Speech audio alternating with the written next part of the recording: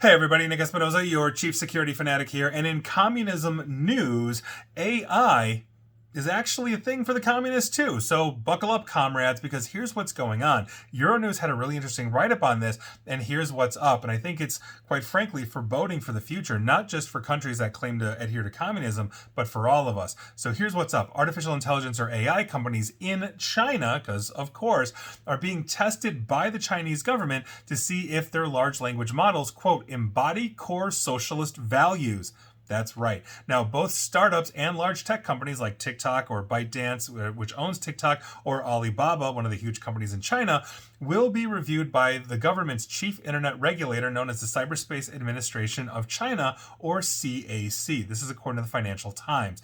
Now, CAC officials will test AI models for their responses to questions that relate to political topics such as President Xi Jinping and other issues. The regulations have led China's most popular chatbots to decline questions on topics such as Tiananmen Square, the 1989 protests that obviously the world saw and watched. And on top of this, countries are trying to set a blueprint for AI regulation, and China was among the first to set those rules that govern generative AI, like the ChatGPTs of the world, which include requirements such as adhering to, quote, core values of socialism. Now, that said, that is absolutely keeping within theme for the Chinese government, where everything needs to be in line. They are very hard at censorship, very good at surveillance as well. And so by virtue of that, it would make absolute sense that the large language models are. Here's the problem with that.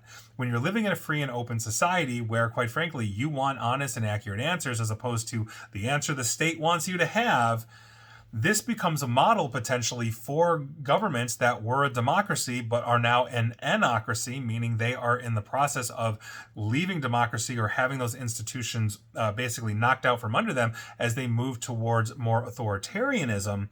This becomes a model that China can use and possibly sell or basically be a beacon to for those types of governments, in which case you're going to an AI which you thought was once going to give you an honest and open answer based on the internet itself, and now it's giving you what the government wants you to hear. So I'm never a fan of these things when it comes to this. We're going to see what happens, but quite frankly, my two questions are: one, is this going to start happening in other places where, let's say, under the guise of censorship or just straight up government censorship, is this going to happen, or lack of freedom of speech? And the other question is, are there workarounds? In other words, when, for example, there was a study with, not a study, but people were finding ways around ChatGPT's filters when they wanted to basically ask about things like, napalm. How do you build napalm? And if you just ask ChatGPT that, it doesn't, but if you ask it in a roundabout way, it'll start giving you essentially the recipe for napalm. That was a big thing. Is there something like this about Tiananmen Square in China? So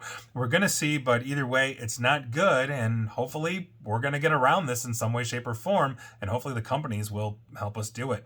And please like, share, follow me here on Facebook and Twitter at NickAESP, and please feel free to subscribe to me at YouTube as well. And as always, stay safe, stay online, and please attempt to stay private, comrades.